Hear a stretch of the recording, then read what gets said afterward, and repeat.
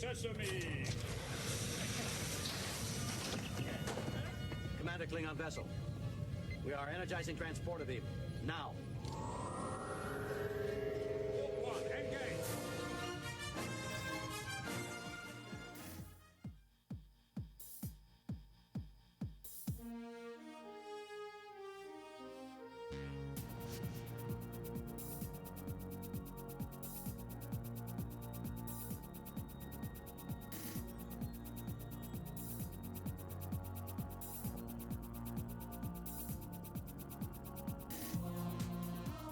Welcome, everyone, to Star Trek from the Holodeck.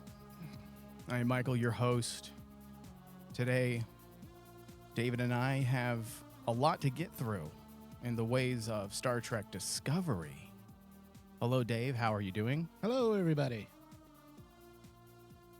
If you are new to our podcast, I do want to recommend that you head over to your preferred podcast provider and search Star Trek from the Holodeck and add us to your favorites, your playlists. Give us a thumbs up, rate, review if you are an active user of Apple Podcast or Spotify. All right, so David, we are going to tackle the second installment of Star Trek Discovery's fifth and final season, titled Under the Twin Moons. All right, so David, the new season is absolutely off to a solid start. Yes, yeah. And it basically really makes sense now with them releasing kind of these two episodes side by side because they really wanted to get their season started off on the right foot. Yeah, I mean, you have that continual focus on concise action, character development, mixed with a plethora of Star Trek thematics that we are familiar with. Yeah. And as you mentioned, David, about the part 1 and 2, in large part, this episode does, in fact, feel not like just another installment of a serialized series, but veers closer to what I would call an actual counterpart episode, a part 2, which does, in retrospect, now make sense why they decided to drop 2 episodes on premiere day. I mean, it's ideal for viewers, but not ideal for us, David, because we can never tackle 2 episodes at once. We can't sit in here for 3.5 hours. No. It's just too much. That'd be too much. Yeah. Typically, though, I would say one can notice the differences when you pay attention to the plot specifics. And of course, I'm talking about this season of Star Trek Discovery so far. Mm-hmm. You can notice the difference when you pay attention to plot specifics and the key individual character arcs that are actively tightened and brought into alignment with our main story direction, or in the case of the narrative itself, and the overall coherence and thematic consistency becomes more apparent with this second installment. The reason why, even though I loved the last episode, the reason why I gave it an 85%, because I know you had questions pertaining to that. Yeah. But it was because it was a lot of setup. It was sorting through things, and there wasn't any true finality to some of those arcs. And not in the typical way when you think of a serialized series.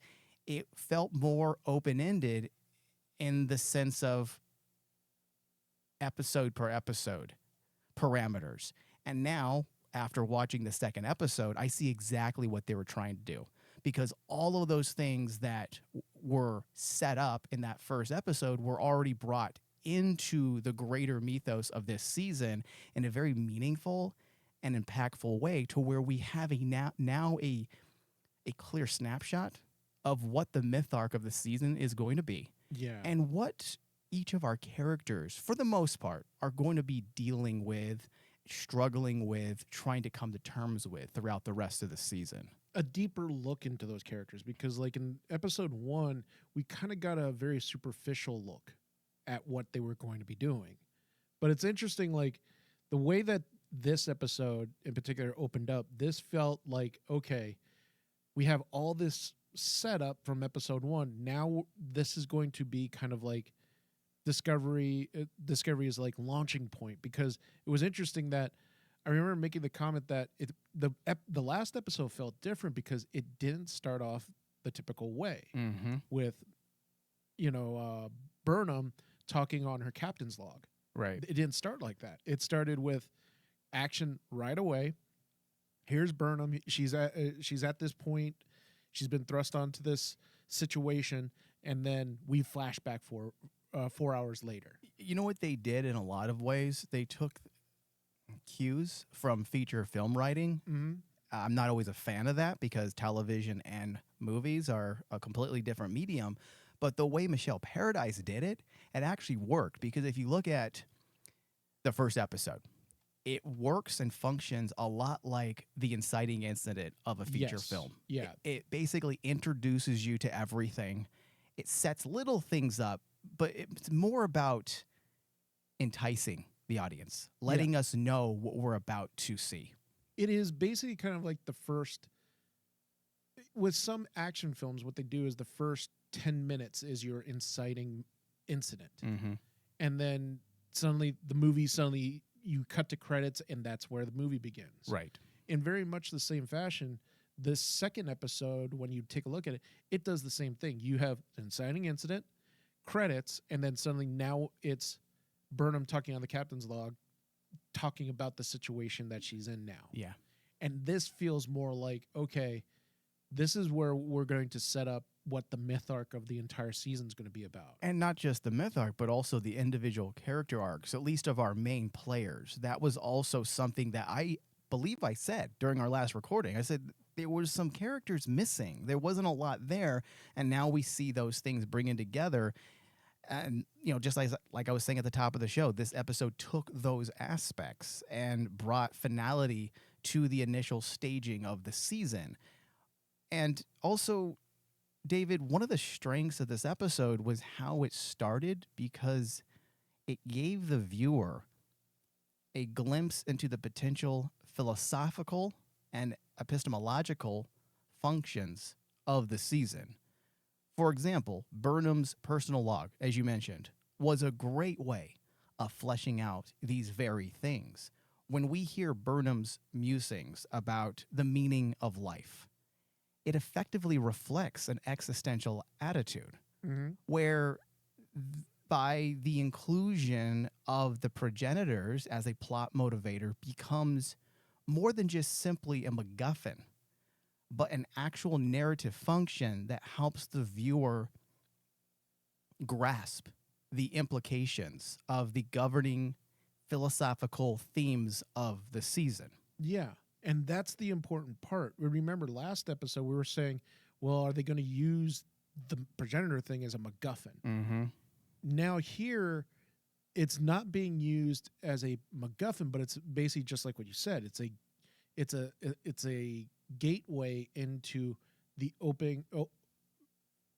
like the questioning myth arc of of the entire season, or at least for the season. And what I liked about the entire episode compared to the first episode was like everyone, all the characters that were quote unquote like in main focus, their main stories tied to the myth arc.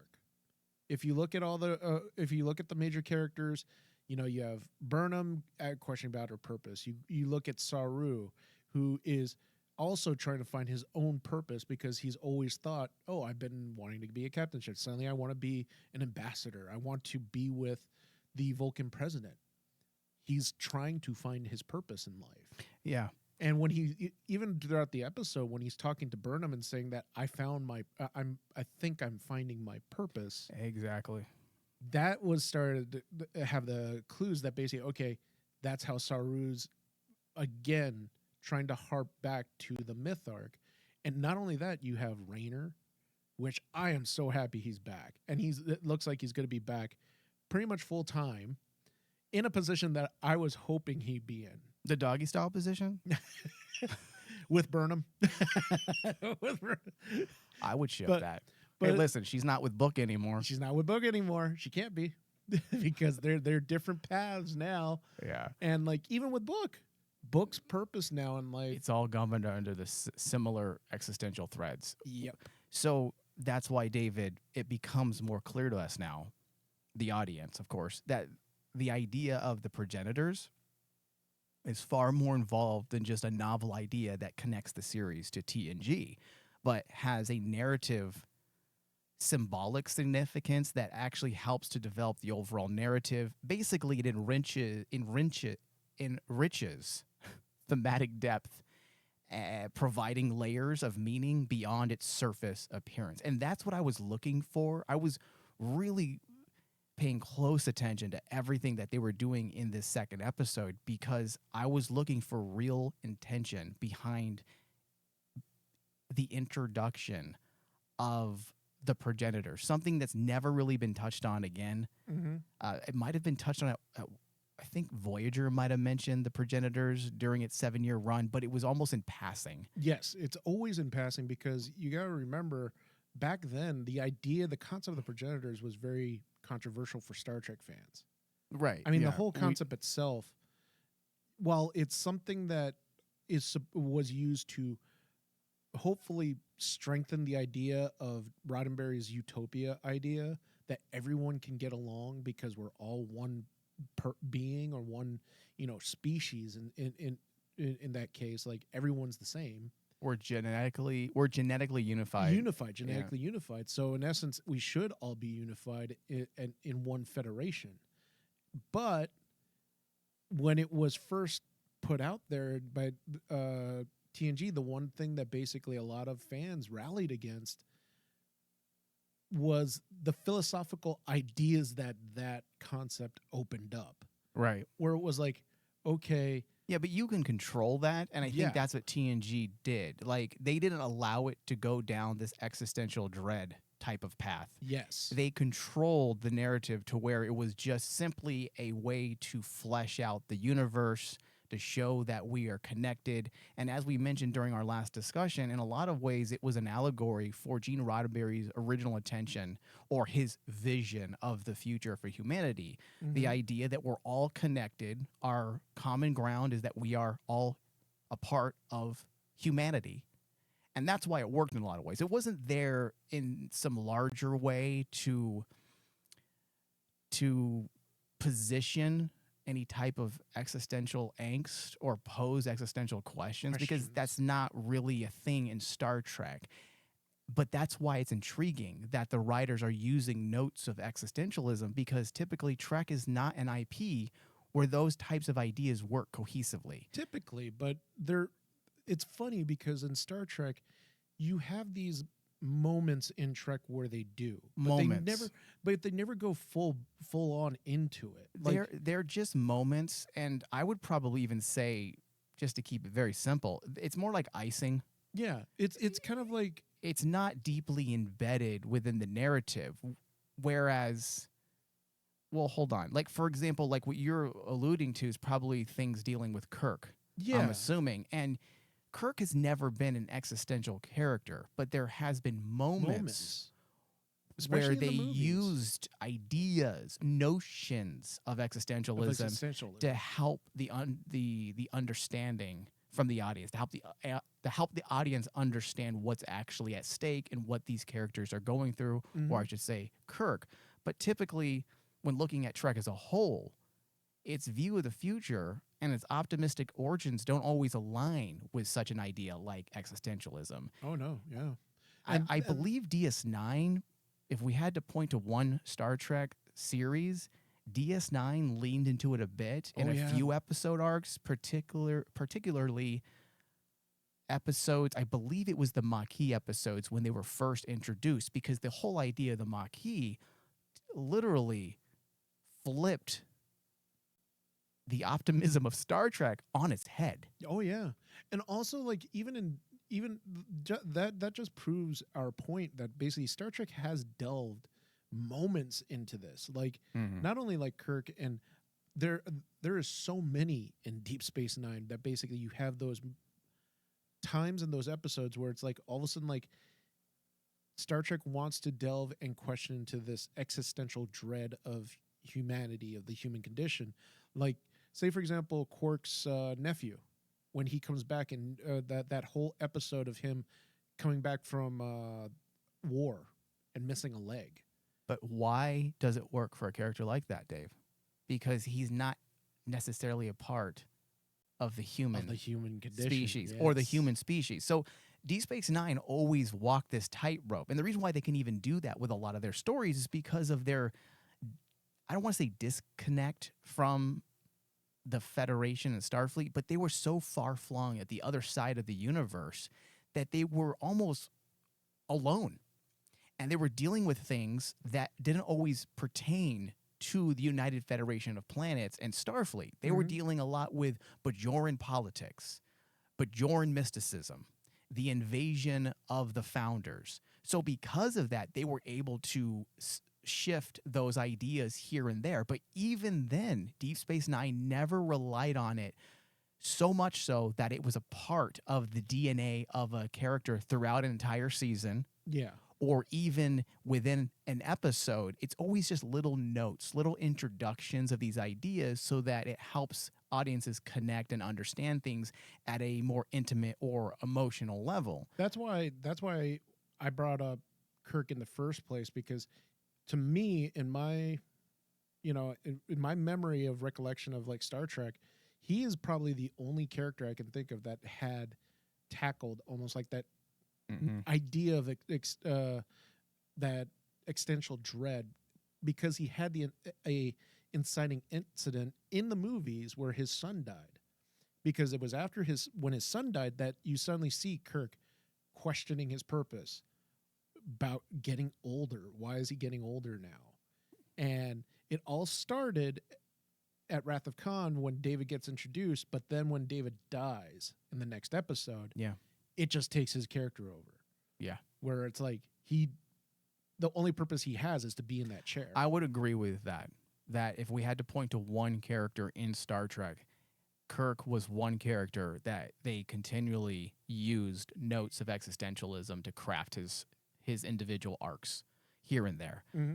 Now, I'm not against its use in Trek, even though I am a purist, but you have to be very careful, or you do risk undermining the very key foundational concepts of Star Trek. For example, the very basics of existentialist thought, so that people have some context here, is this acknowledgement of the challenges, absurdities, and uncertainties of human existence, and the recognition that we live in a fragmented, broken world. That is what philosophers call the existential attitude. But there's also the existential philosophical process of seeking or creating meaning and purpose in one's life despite this recognition of existential dilemmas. So basically, and in simple terms, it is a process of self-discovery and self-definition. Now, that last bit sounds like it's been embedded thematically since day one in Discovery. Yes. I believe there's an argument to be made that large swaths of Discovery's text have been doused with a bit of existentialism since day one. But my point is, you do have to be careful how you walk this line, because if the writers don't fully grasp these notions, you can break the archetypal governing themes of Trek. That being said, if one were to walk that tightrope of existentialism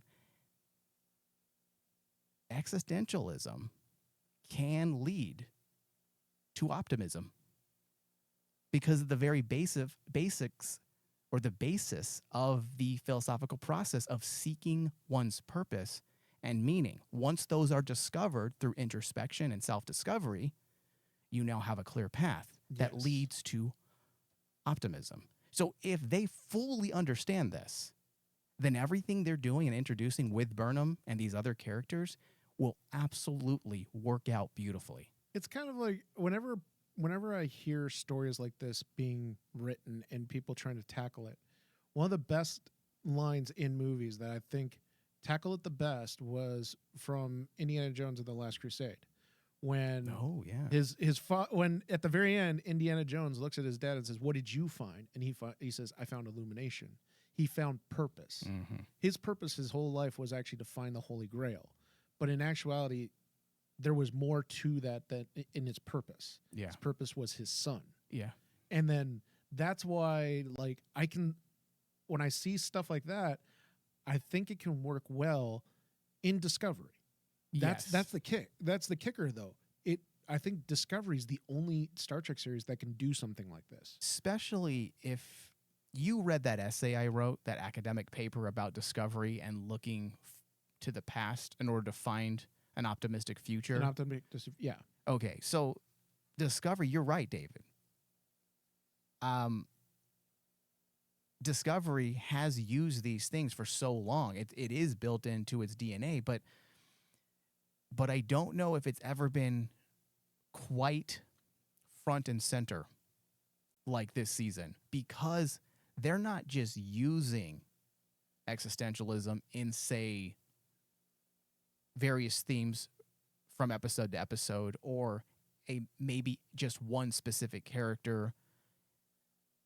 They're actually using it overtly because of the way they had Burnham make that statement via her personal log at the very opening minutes of this episode. That's them letting everyone know this is the current mind state of not just Burnham, but our core characters this season. Yes. And they haven't made that type of a thesis statement in the 5 years so far. No. And that's the thing is like, and this is not saying, Discovery is better than any. This No. is why Discovery is better. Discovery is better tooled to handle something like this than, say, something like a Strange New Worlds. In Strange New Worlds, it's supposed to harken back to Gene Roddenberry's belief of optimism. Mm-hmm. That's why the core. That's why you have those high energy philosophical moments in Strange New Worlds. Mm-hmm. Whereas the flip side is you have the existential thoughts that come in that can't fit into Strange New Worlds. Yeah. That's why, David, like you said, that it's been around. I agree with you. It's been around with Discovery since day one. Oh, yeah. It's always been there. And you said that, what was the exact word you just used, Dave? That Discovery is the perfect series for that? It's the perfectly tailored series for that type of writing. And the reason why, this is what I was trying to say, and I totally lost my train of thought halfway through, dealing with my academic paper I wrote. So you are right, David, because my entire thoughts on Discovery is that it is an allegory. If you trace seasons 1 through season, let's say 4, I don't know what's happening yet in season 5, it is parallel, or I should say the show is placed in parallel with the things that we're going through in today's world. That's how Star Trek's always operated. Yeah. In the 90s, TNG was working, 80s and 90s, was working alongside the things that were going on sociopolitically in that time period. Deep Space Nine, same thing. Voyager, same thing. Enterprise, same thing. Discovery, exact same thing. And what are we dealing with in today's contemporary society? We're dealing with existentialism. We're dealing with a lost faith in our institutions. Why do you think the Federation was fragmented and broken in season 3? It was an allegory for our loss of faith in our institutions, our disorientation. So when you trace the path that Discovery's been on since day one, getting to where we are today, it actually makes perfect sense that this is where we are. Oh, yeah. And if you think about it, too, the fun thing that I thought about in thinking about how this myth arc means to Discovery as a whole, ever since day one, all of the characters within Discovery have gone through that existential mindset.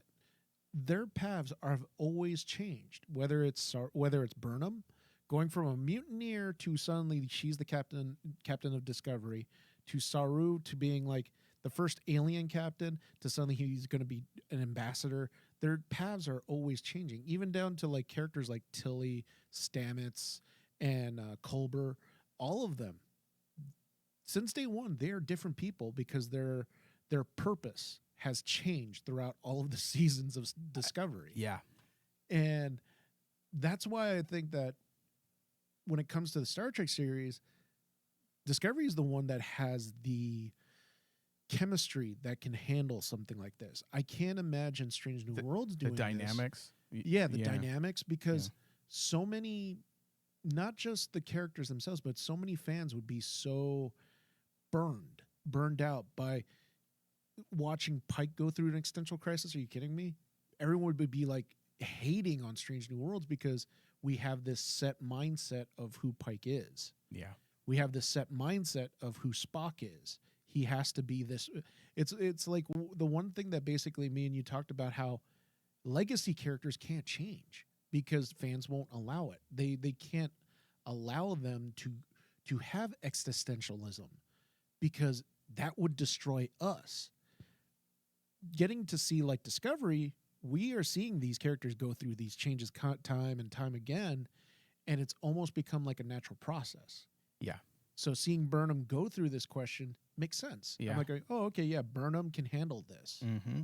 Because wherever she ends up, if she doesn't end up the captain of Discovery at the end, oh well, she'll find her purpose in something. Yeah. So I do find all of this extremely intriguing, but I'm also optimistically cautious. And keeping with this, we can also look to many of our characters. And you had previewed this a moment ago, because each of the ones who've been, is that the proper way of saying that? Each of the characters who've been brought to the foreground so far in this season are facing those similar questions regarding the future and purpose. Tilly seems to be excluded from this because I think they're bringing her back only because it just feels right to bring her back. I But don't know. they've already been trying to get her ready for the next show. Now, possibly Tilly will eventually fit the mold, but as of right now, it's there. We need more to determine whether or not she does fit into this mold. But look at Stamets having to confront the end of his life's work. Where does he go from here? Exactly. Book is no longer in control of his life, essentially taking on similar functions as Sisyphus, pushing that rock up a hill day in, day out. Saru actively in pursuit of a new purpose. Captain Rayner having to confront a new world of politics that he's unfamiliar with. Burnham, who has lost her motivations, drive, and purpose, something Starfleet has always given her before. So overall, these notions of existentialist thought keep the series coherent and adds to, I would say it definitely adds to narrative integrity because those notes have been intertwined throughout the series. The only question that I have is how and why did Burnham fall into this state of existentialism? Because to have a character overtly state something like that, like we heard in those opening minutes of the episode, I mean, we can theorize by looking at the overall series like we've just been doing and how the fourth season ended. But for this idea to fully work, we will need to understand these particular motivations a bit more. We need to understand what happened between season 4 and 5 to where now she suddenly doesn't have purpose and she's not quite sure what to do. She seems unhappy. This is something that I actually thought about in my notes because I was thinking like you, is like suddenly Burnham's changed, but when you actually understand existential, I wouldn't say she changed. Yeah. But for her to state something like that, she's questioning it. We may understand that there's narrative cohesion there, like we just have been discussing. But for purposes of audience understanding, most people don't sit and analyze 4 seasons. Exactly. You're going to have to give us something to let us know why she suddenly feels this way at this moment in time. That's why I said is like the only reason why I came up with this assumption that I'm making now is the fact that you could say that Burnham is at a point where she feels like she's hit her peak and now she's stagnant. She's the captain of Discovery. She is the flagship bearer of the Federation. She's hit it all. And now she's at that point where a lot of people who get to the top suddenly feel, well, where do I go from here? Do I just stay here? Back to the bottom. Or do I go back to the bottom? And it's like, I think that's the story that I think they're going to tell with Burnham is Burnham's going to be at this point where she's hit everything. She's done everything that was asked of her. Do you think they're going to remove her from the timeline somehow? Do you think this is what they're trying to do? Because we know that by the end of the season, they're going to have to explain why in short treks, Discovery has been pushed Missing. out. It is essentially hidden away Yes. and pushed further into the future. Yeah. And that's the thing is kind of like, okay, we know what short treks establish and that's what they're heading towards. I'm thinking that basically something like that must have happened where Burnham basically has to make that decision to leave the timeline and find a new purpose, transcend where she is. It's funny because at the end of the day, isn't that that's the chase of all of the Star Trek characters. Yeah. Is some kind of transcendence. I think the only one that's ever reached true transcendence, though, is Cisco. He became a fucking god. He became a god. Or no, the guy also that ran into the koala god in That's true. That's in true. Lower Decks. He transcended and he became perfect. Yeah, that's not the same thing. Yeah, that was sheer agony and horror for him, if you remember. Existentialism. That's different than physical pain, dude. But like that's a really good, and that's even a bigger thing that I thought about is like I couldn't think of any characters that basically transcend their purpose in Star Trek.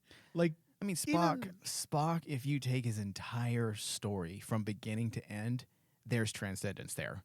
But that's taking in the entire history of the Spock. entire history, though. You Yeah. have to transcend not just the original series, but also the films and TNG, and then up to Picard.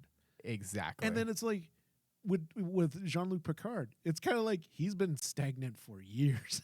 When you think about it, yeah. that transcendence is really difficult, but all the characters seem to chase it. Yeah.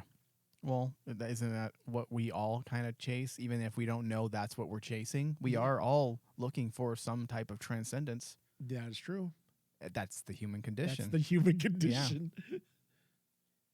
It's interesting to see everything, how it's panning out. Briefly, a bit more before we move on about the aspect of Discovery from short treks.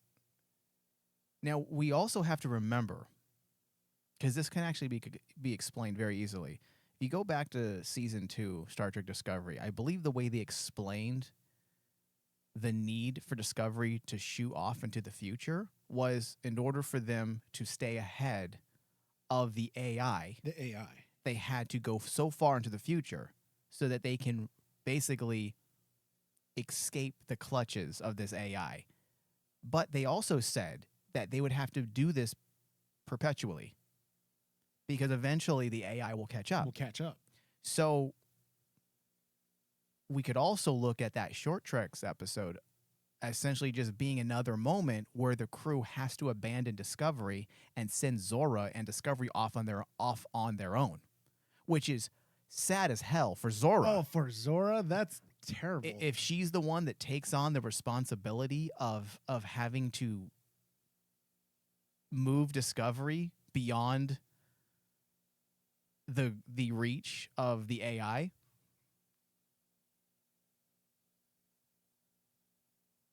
But that's the thing with Zora, it's like I feel sorry if that is the point, if that is the purpose of Zora, that's a sad purpose.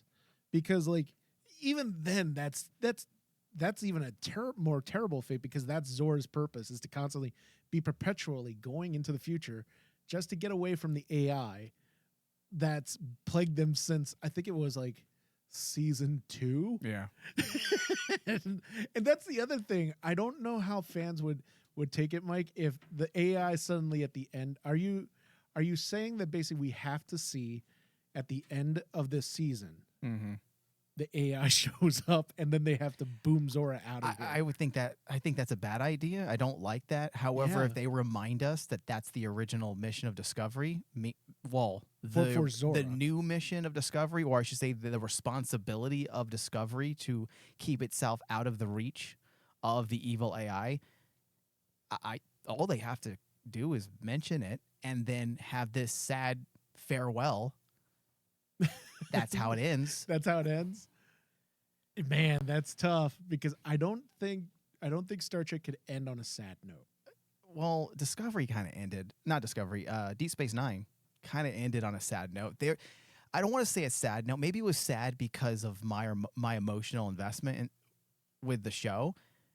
Because if you look at all of the shows, how they ended, all of the Star Trek shows, Yeah. Deep Space Nine is the only series that had true finality and closure.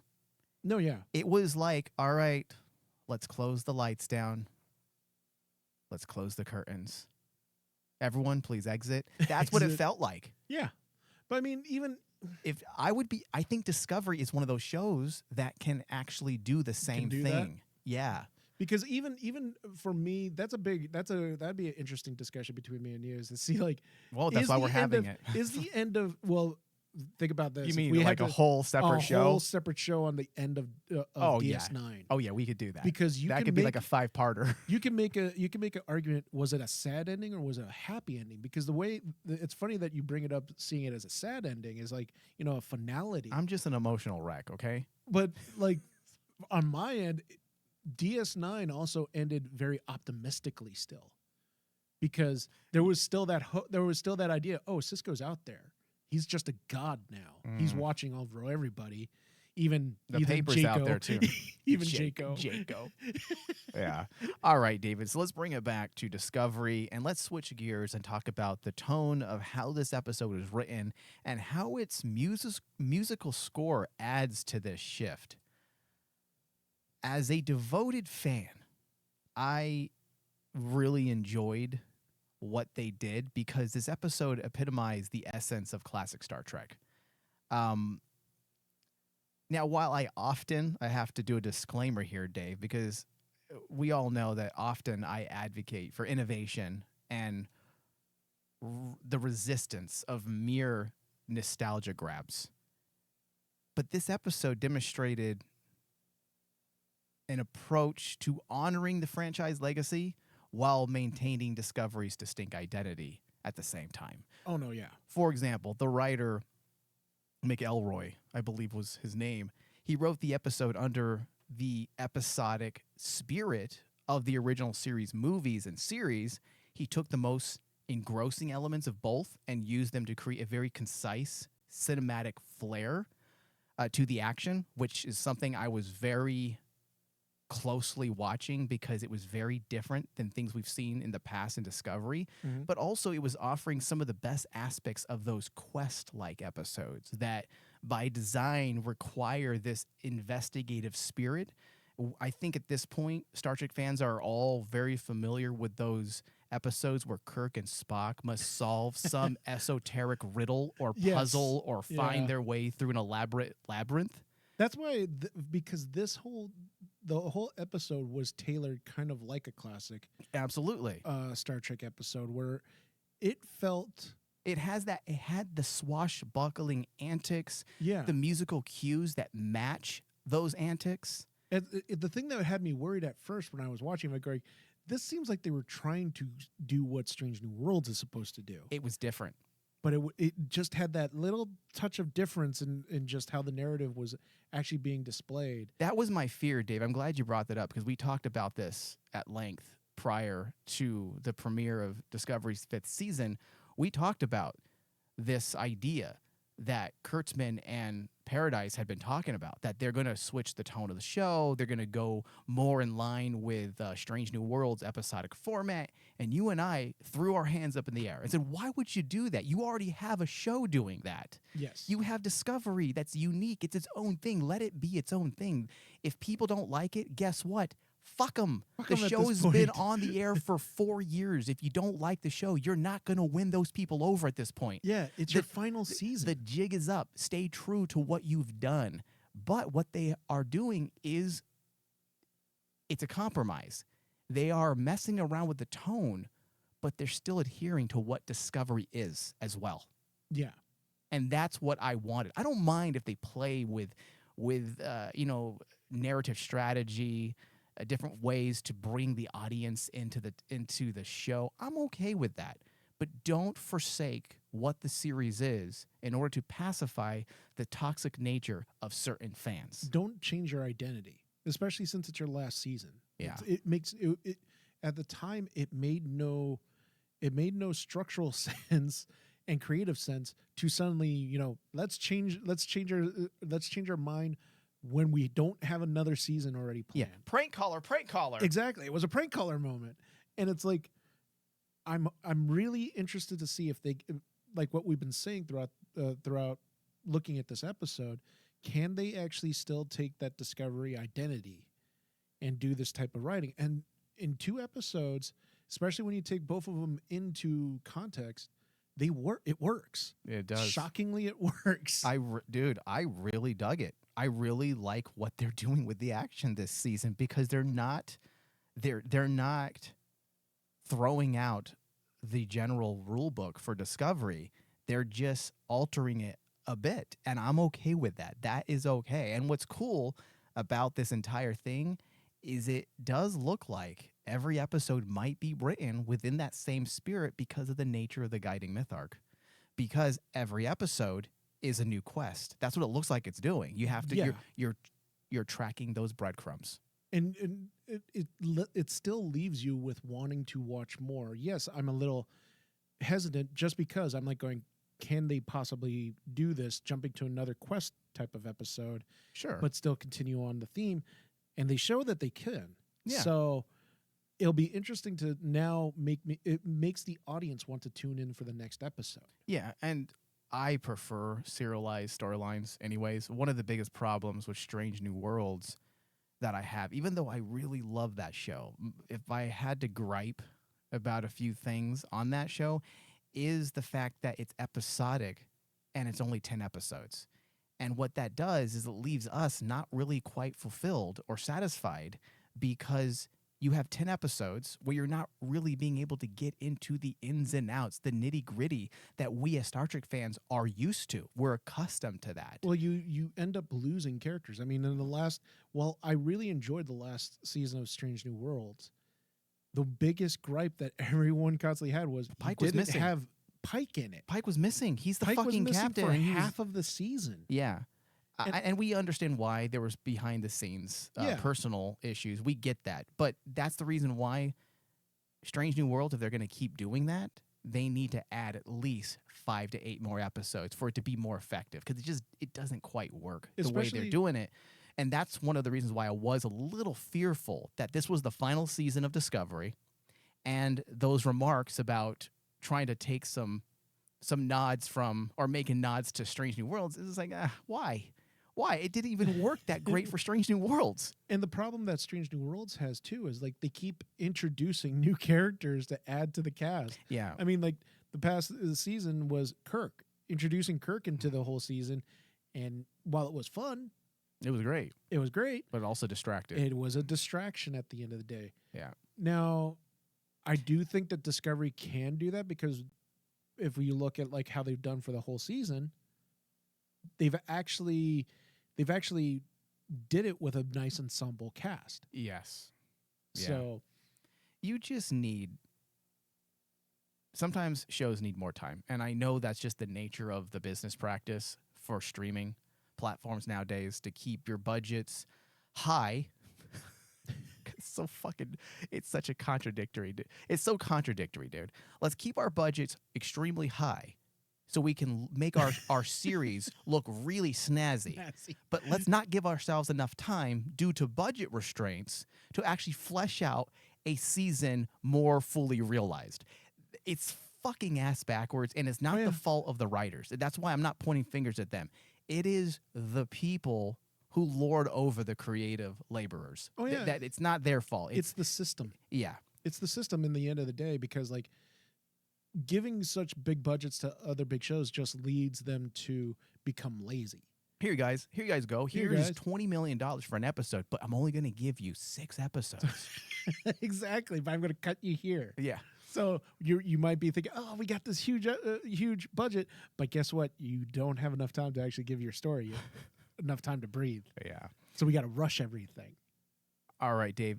Let's talk about Captain Raynor. Is he going to be your favorite character for the season? Well, so far he's definitely climbing that ladder. He is now officially a part of Discovery's crew. He's going to be the first officer, and I couldn't be more pleased. The series has, in my opinion, has long needed a character like this. A character like this particular one is he's an excellent writing tool. Yeah. They offer, when you look at characters like that, they offer pushback, alternative perspectives that then motivate our key players to think critically about their actions. And that's something that Burnham does need. Burnham needs a foil. Oh, no, absolutely. That's why I love that line. That last line? Where he says, I am not a yes man. Yeah, yep. And she basically looks back at him and says, and that's why I chose you. And I'm like going, exactly. Burnham, at least we're seeing that growth in Burnham that she understands. That's what I was about to say. Talk about growth. How long have we been talking about this? We need to see now. Again, I don't want it sounds like we're being negative, but this is something we have been advocating for a very long time. We need to see that maturity. Well, because and we did see it in the 4th season of Discovery, absolutely. But the fact that you start this season with having her make a statement like that, understanding that she doesn't want a yes man, she does want someone to push back on her, that shows the growth of a character, especially a character like that who has, by design, wasn't an accident. The writers did design this character to be impetuous, a little bit of knee-jerky, and now you see someone who's more slow to action, willing to listen a bit more. She has her pillars of wisdom to go to. Yeah. Saru, Tilly, and now we have Captain Raynor.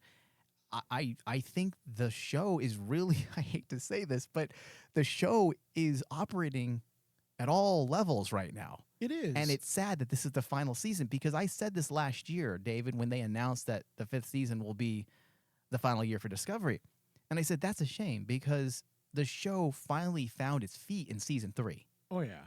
And the thing that cracks me up the most is, like, it's always the final season of any of the Star Trek series that we have our favorite characters show up, whether it's Strange New Worlds, whether it's Picard, whether it's Discovery.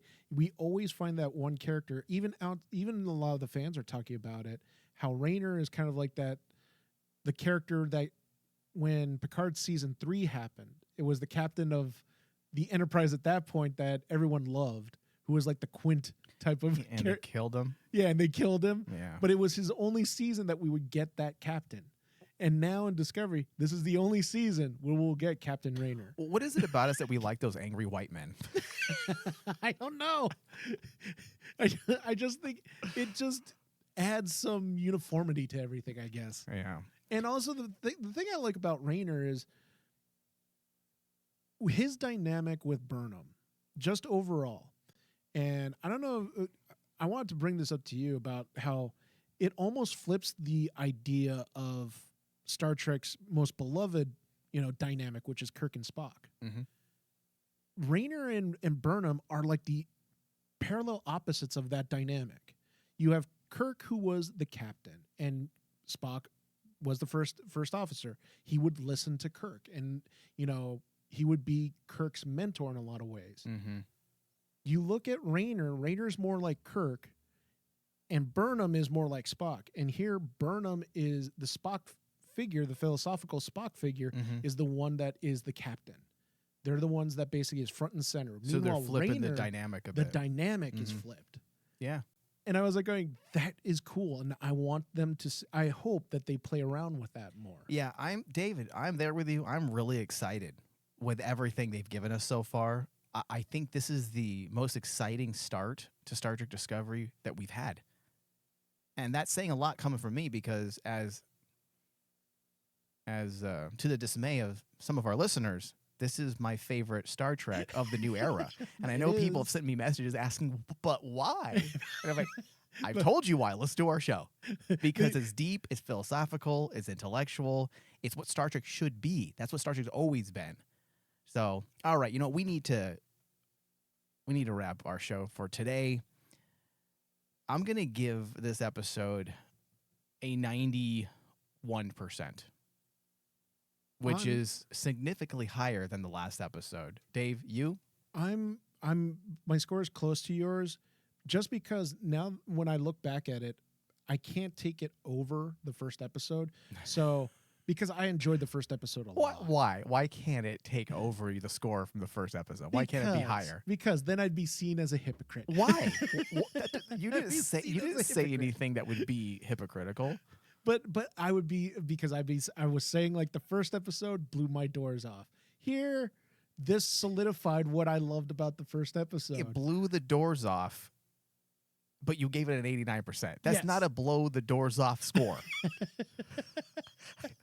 I think you just contradict yourself a lot when it comes to the grades. So I don't want to add too much to that contradiction. So I actually gave this one a 90. It's not.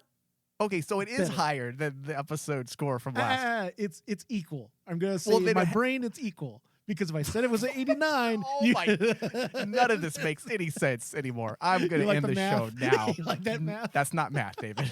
I don't know what David that is. All right, let's wrap the show, because I guess that's a 90% studio score. So thank you everyone for listening. Thank you, David. Thank you. Live long and prosper.